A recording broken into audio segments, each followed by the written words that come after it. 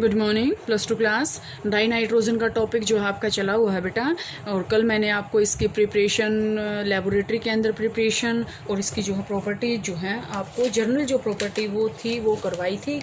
इसके बाद जो आज का जो आपका नेक्स्ट टॉपिक आता है बेटा वो आपके पास आता है कि इसके फिजिकल प्रॉपर्टीज़ क्या क्या हैं। सबसे पहले तो बेटे क्या होती है, ना तो कलर होता, ना ही ऑर्डर होता और ना ही टेस्ट होता। कलरलेस है, ऑर्डरलेस है और टेस्टलेस गैस है।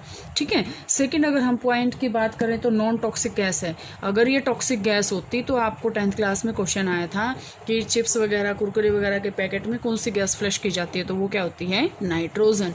ठीक है। इसके बाद क्या है बेटा, लाइटर है एयर से। एयर से क्या होती है, ये lighter than air.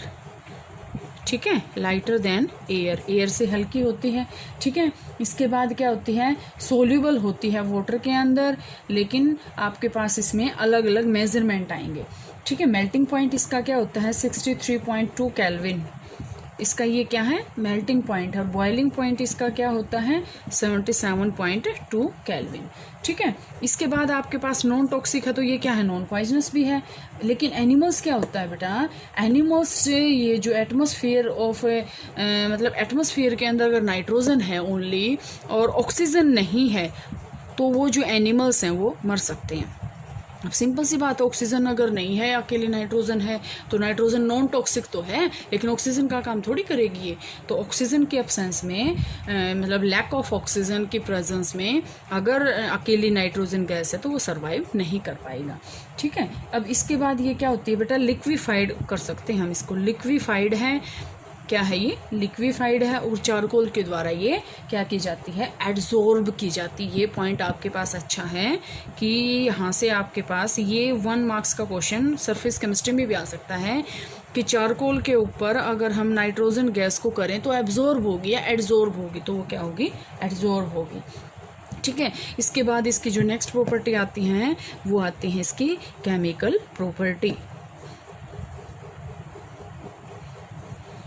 Chemical property. ठीक है। केमिकल प्रॉपर्टी में अगर हम बात करें तो अभी मैंने आपको बताया था ये केमिकली इनएक्टिव होती है। इनएक्टिव है तो इसका मतलब क्या है, ये इनर्ट है, ऑर्डिनरी टेम्परेचर पे, नॉर्मल टेम्परेचर है। लेकिन ये जो है आपके पास क्यों होती है, क्योंकि नाइट्रोजन के बीच में क्या होता है, ट्रिपल बॉन्ड होता है। ठीक है। और इसका जो है बॉन्ड लेंथ कितनी होती है इसकी, 109.8 पिकोमीटर। ठीक है। और इसकी जो बॉन्ड डिसोसिएशन एंथैल्पी है ना वो बहुत ही हाई है। और कितनी हाई है, बॉन्ड डिसोसिएशन एंथैल्पी का मतलब इन बॉन्ड्स को तोड़ने में, स्टेबल तभी तो है, इन बॉन्ड्स को तोड़ने में बॉन्ड डिसोसिएशन एंथैल्पी इसके बहुत हाई हैं, 941.4 किलो जूल पर मोल। इतनी एनर्जी चाहिए इसके बॉन्ड्स को तोड़ने पे। ठीक है। लेकिन हाई टेम्परेचर पे क्या होता है, डाई नाइट्रोजन जो है मेटल्स और नॉन मेटल्स के साथ कंबाइन हो जाती है। और कैसे कंपाउंड बनाती है वो, आयनिक और कोवलेंट, आयनिक एंड कोवलेंट जो है कंपाउंड बना सकती है ये। इसके बाद अगर हम इसकी बात करें कि मेटल्स के साथ इसकी रिएक्शन कैसे होगी, रिएक्शन विद मेटल्स, कि मेटल्स के साथ ये रिएक्शन कैसे करती है। तो मेटल्स के साथ ये रिएक्शन क्या करती है बेटा, अगर हम बात करें, हमने ले लिया लिथियम ले लेते हैं, ठीक है, या कैल्शियम ले लेते हैं या मैग्नीशियम ले लेते हैं। कैल्शियम ले लो, चलो कैल्शियम ले ली हमने, नाइट्रोजन के साथ हमने रिएक्शन करवा दी। तो अभी लास्ट मैंने बताया था Ca3N2, क्या था ये, कैल्शियम नाइट्राइड। ठीक है। N2 कैल्शियम नाइट्राइड बताए थे ना, अभी मेटल्स के साथ रिएक्शन करवाई थी। मैग्नीशियम के साथ ले लो, 3Ca आ जाएगा, ये बैलेंस हो जाएगी। Mg ले लो, N2 ले लो, क्या बन जाएगा, Mg3N2। इसी तरह 3Mg ले लो। ठीक है। तो यहाँ से बेटा आपके पास ये क्या आएगी कि मेटल्स के साथ ही रिएक्शन कैसे करती है, तो नाइट्राइड की फॉर्मेशन ये मोस्टली करती है। इसके बाद आपके पास आ जाए कि रिएक्शन, इसकी नेक्स्ट जो आपके पास आए रिएक्शन विद नॉन मेटल्स, कि नॉन मेटल्स के साथ ही रिएक्शन कैसे करती है। तो नॉन मेटल्स के साथ अगर हम बात करें, जैसे हमने नाइट्रोजन ले लिया और हमने यहाँ हाइड्रोजन ले लिया। ठीक है। तो यहाँ से ये क्या बनाएगा, NH3 अमोनिया बना देगा। ठीक है। इसको अगर हम बैलेंस करें, ठीक है, ये बैलेंस होके, तो यहाँ से, और अगर हम ऑक्सीजन के साथ अगर हम इसको रिएक्ट करते हैं, ऑक्सीजन ये होगी और यहाँ से बेटा आपके पास ये क्या बना देगा, नाइट्रस ऑक्साइड। ठीक है। ये इसकी नॉन मेटल्स के साथ रिएक्शन है।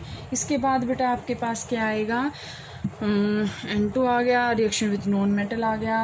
और इसके बाद ये एक रिएक्शन और आती है बेटा इसमें कि ये रिएक्शन करता है एल्यूमिनियम ऑक्साइड के साथ, Al2O3 के साथ, और ये रिएक्शन करती है कैल्शियम कार्बाइड के साथ। कैल्शियम कार्बाइड का फार्मूला क्या होता है, CaC2। जैसे अगर इसकी रिएक्शन देखें, Al2O3 प्लस हमने क्या मिला दिया इसके अंदर, N2 प्लस हमने 3C कार्बन डाल दिया इसके अंदर, तो ये क्या बना देगा, Aln एल्यूमिनियम नाइट्राइड, और यहाँ से क्या बना देगा, कार्बन मोनोऑक्साइड गैस बना देगा। ठीक है, Aln बैलेंस कर लेना इसको, Aln, ठीक है, 2 लगा दो इसके आगे, ठीक हो जाएगी बैलेंस। इसके बाद कैल्शियम कार्बाइड के साथ क्या करेगा, अगर हमने यहाँ से CaC2 ले लिया, यहाँ पे हमने नाइट्रोजन मिक्स कर दिया, यहाँ से क्या बनाएगा ये कैल्शियम साइनामाइड, कैल्शियम NCN, ये क्या है कैल्शियम साइनामाइड, ये क्या होता है NCN, ठीक है, साइनो, ठीक है, साइनाइड मतलब साइनामाइड, प्लस कार्बन जो है यहाँ से ये रिलीज कर देगा। ठीक है, अगर हम इसके यूजेज पढ़ते हैं बेटा, तो यूजेज सबसे पहला तो यही है कि अमोनिया के मैन्युफैक्चर में जो है हैबर प्रोसेस से जो हम अमोनिया बनाते हैं उसमें यूज़ किया जाता है, फर्टिलाइज़र में यूज किया जाता है, इलेक्ट्रिक बल्ब में यूज़ किया जाता है। इलेक्ट्रिक जो बल्ब होते हैं ना, क्यों, क्योंकि इनर्ट एटमॉस्फेयर प्रोवाइड करने के लिए, क्योंकि नाइट्रोजन गैस क्या होती हैं, इनर्ट होती हैं। ठीक है, और अगर हम बात करें तो लिक्विड नाइट्रोजन को हम रेफ्रिजरेंट के रूप में भी यूज़ कर सकते हैं। ठीक है, तो फूड इंडस्ट्री में भी हम इसको यूज़ करते हैं। तो ये थे बेटा इसमें डाइनाइट्रोजन की फिजिकल और केमिकल प्रॉपर्टीज़। नेक्स्ट जो हम करेंगे वो करेंगे कंपाउंड्स ऑफ नाइट्रोजन।